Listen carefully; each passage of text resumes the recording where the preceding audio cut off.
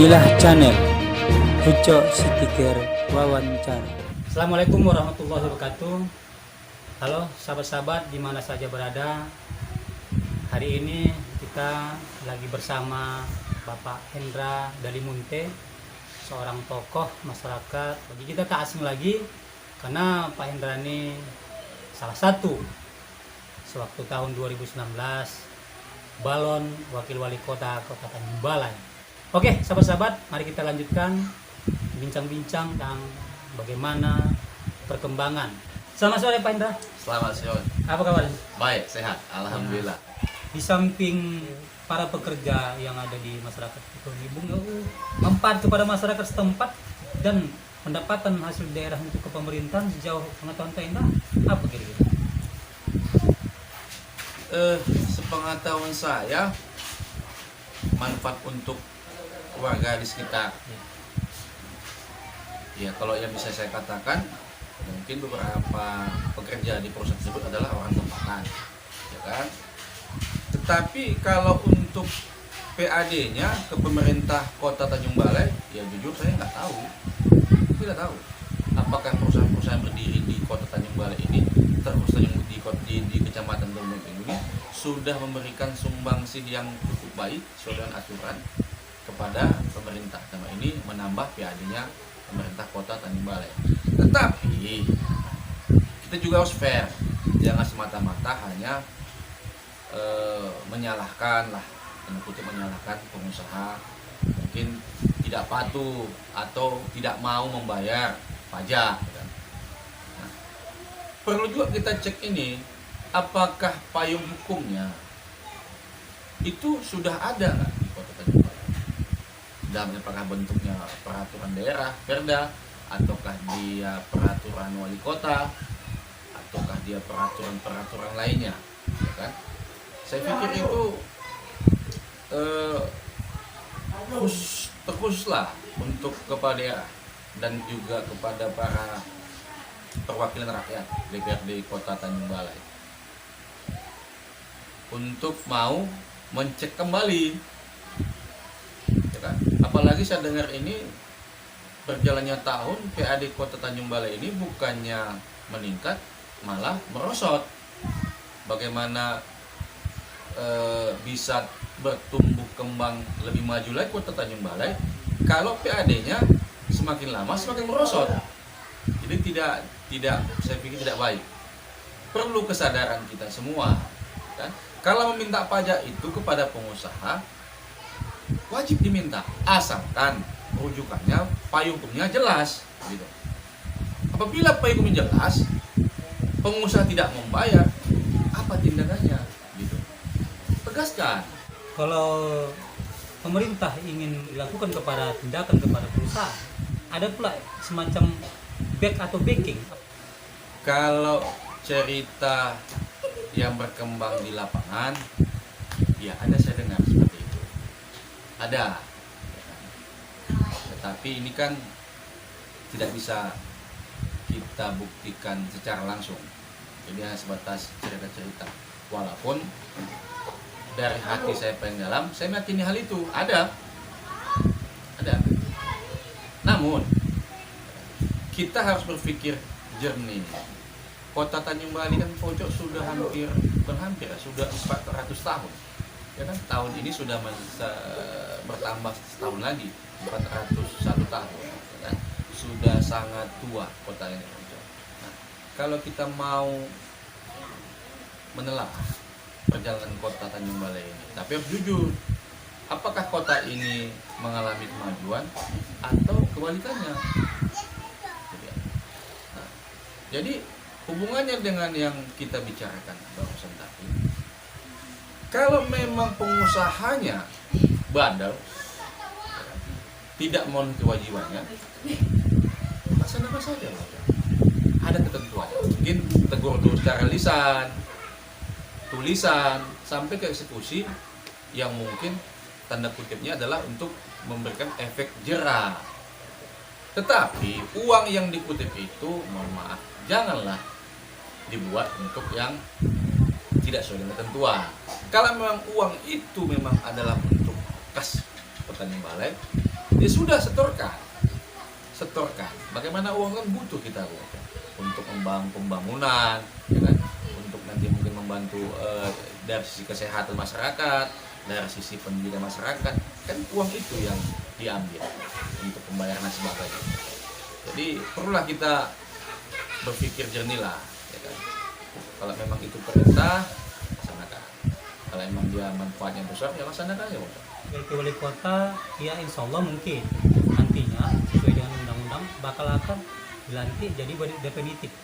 Sebagai kontribusi Pak Enda yang mungkin tertunda, apa saran pendapat Pak Enda kepada wali kota yang sekarang terpilih? Ini kan kembali kepada katakanlah Bapak RT yang mudah-mudahan dalam waktu dekat ini kan definitif menjadi wali kota Tanjung Balai. Artinya ketika definitif menjadi wali kota tentu kan kewenangannya penuh, full.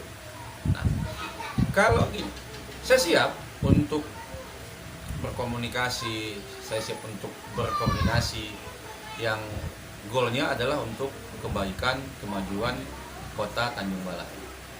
Kalau bicara visi misi yang kemarin tertunda itu, Bang Ucok, ya jujur saja, saya itu gini, salah satu fokusnya adalah tentang buruh tadi.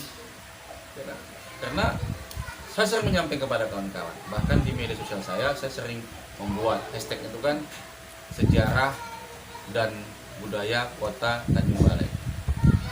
Saya berpikirnya kalau kita ingin kota Tanjung Balai ini baik, berkembang baik, maju, kita harus kembali ke sejarah. Kita kembali ke budaya kota Tanjung Balai. Contoh, sejarah kota Tanjung Balai itu terkenal dengan hasil laut, nelayan, perikanan, ya kan? Nah, kita lihat sekarang bagaimana penghidupan nelayan, bagaimana penghidupan buruh nelayan, ya kan? Kalau memang kita melihat secara nyata bahwa kehidupan mereka memang sudah di bawah, ya kan? Lantas apa yang harus kita lakukan? Kalau bahasa Pak yang muncul menurut saya gini, inventarisasi masalah gitu. Apa sih yang menjadi kekurangan? Apa sih yang menjadi kelebihan? Dari inventaris itu kita tahu apa langkah yang harus kita buat. Gitu maksudnya. Ya kan? Sejarah nelayan. Kalau dulu kan Tanjung Balai kata kota kerang. Nah sekarang bagaimana? Mencari kerang, pendapatnya muncul. Nah inilah dia. Jadi harus ada kita fokusnya Pak Wali nanti, Pak Waris ini fokusnya itu kepada materinya apa, membangunnya ke arah mana. Jangan nanti semua mau dibangun yang endingnya tidak berhasil ya. Kita harus ukur juga kemampuan kita, kemampuan dari sisi sumber daya manusianya, kemampuan dari sumber finansialnya, kemampuan dari letak geografis dan sebagainya. Ada kajian-kajian secara akademisi, ya kan? Sehingga kita bisa berbuat dan mempertanggungjawabkan.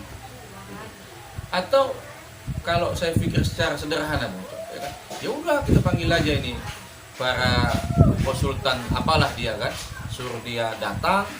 Kalau mereka profesional, kita bayar jasanya. Buat mungkin namanya entah blueprint kah atau roadmap kah, ya kan, atau penyembuhan apalah yang sama, ya kan. Kira Tanjung Balai ini cocoknya dibuat jadi apa gitu. Jadi dia fokus. Ini yang saya rasakan selama ini, mohon maaf, tidak seperti itu. Buruh semakin susah, para guru sudah semakin susah, itu dia. Jadi tingkat penghidupan kita sudah jauh dari kata sejahtera. Ada hal yang kita tanyakan, mungkin ini adalah secara pribadi. Siap. Namun Pak Enda harus kita tuntut secara jujur. Siap. PLT wali kota kita akan bakal diangkat menjadi definitif. Artinya wakil wali kota akan dicari ataupun diangkat kembali orang lain. Seandainya posisi itu diarahkan kepada Pak Enda, apakah siap sebagai wakil wali kota? Luar biasa ini. Halo sahabat, ini sebenarnya senior saya juga ini kalau di dunia kepemudaan. Begini, Ocok. pertanyaannya susah gampang ini untuk menjawab ini, Bocok. Menurut hemat saya, kalau bicara politik memang tidak ada yang tidak mungkin, semuanya bisa terjadi. Tetapi kita juga harus realistis, kita harus melihat dari berbagai sudut pandang dan sebagainya.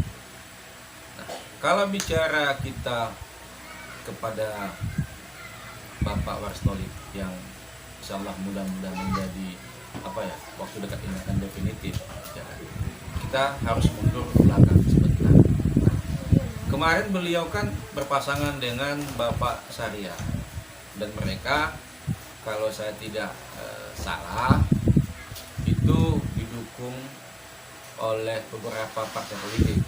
Artinya begini, saya mau sampaikan bahwa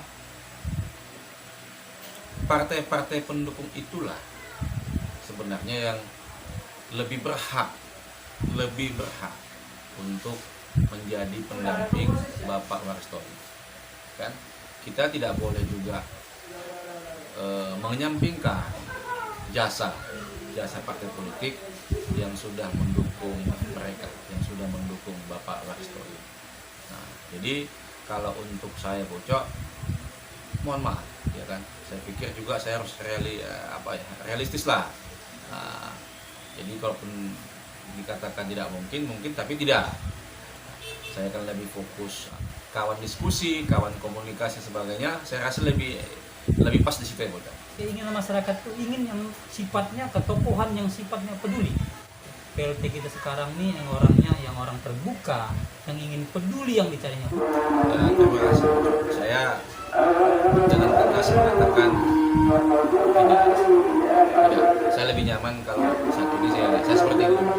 Kedepannya kita harus bisa menjadi contoh, memberikan contoh yang baik, contoh yang benar, supaya ini jadi panutan kepada generasi-generasi yang akan datang. Walaupun kata orang politik itu seperti ini, politik ini seperti ini. Kalau yang baik itu, ayo kita katakan baik, kita dukung, kita suarakan. Kalau tidak baik itu, ya sudah, kita tinggalkan. Begitu. Menurut Pak Hendra, sebagai masyarakat Kabupaten Jimbalai yang melihat dan memperhatikan, mana lebih baik jabatan itu dipegang orang politik atau profesi?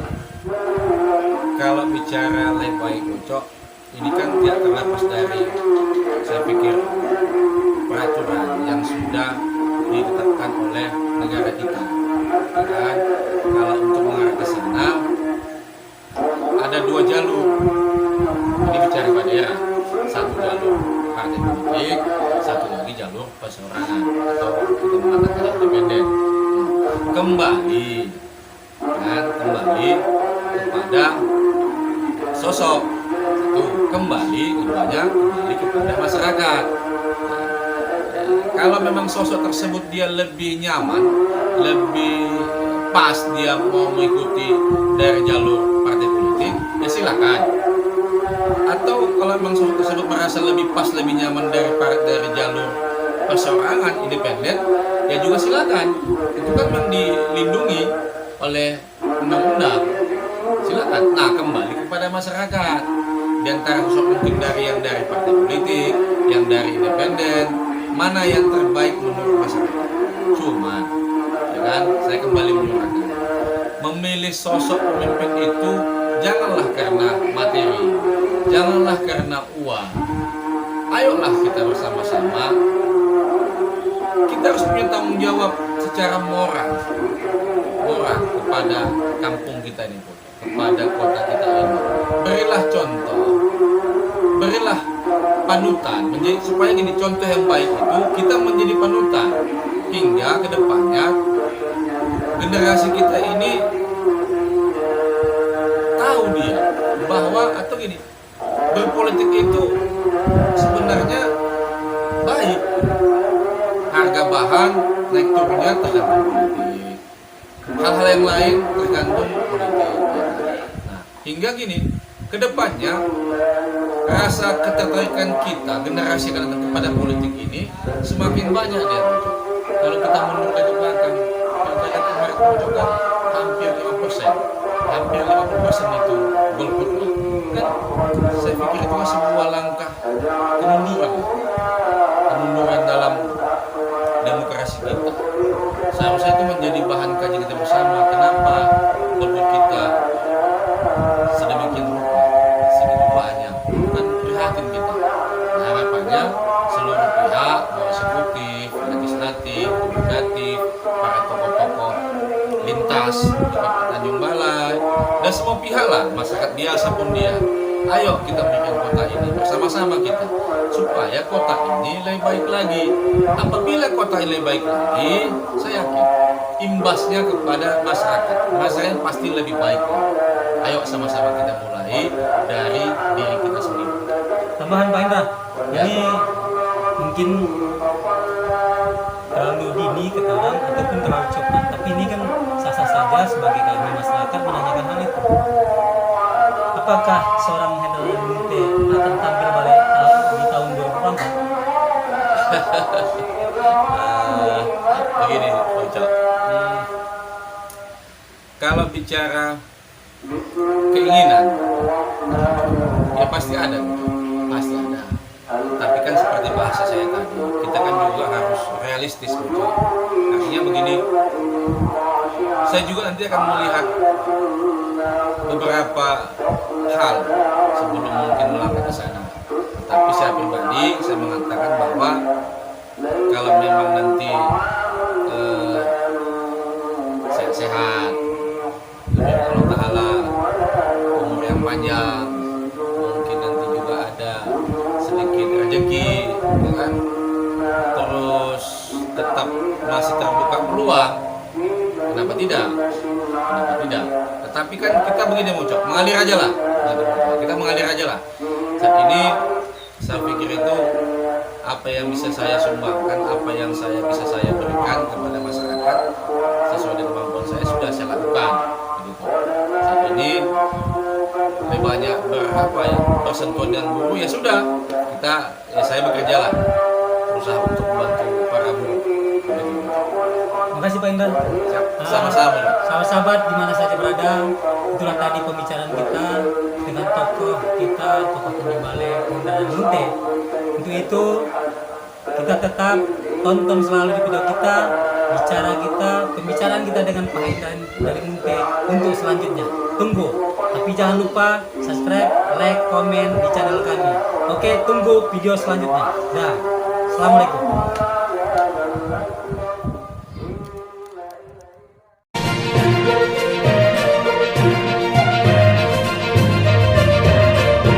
Inilah channel Uco Sitiker Wawancara.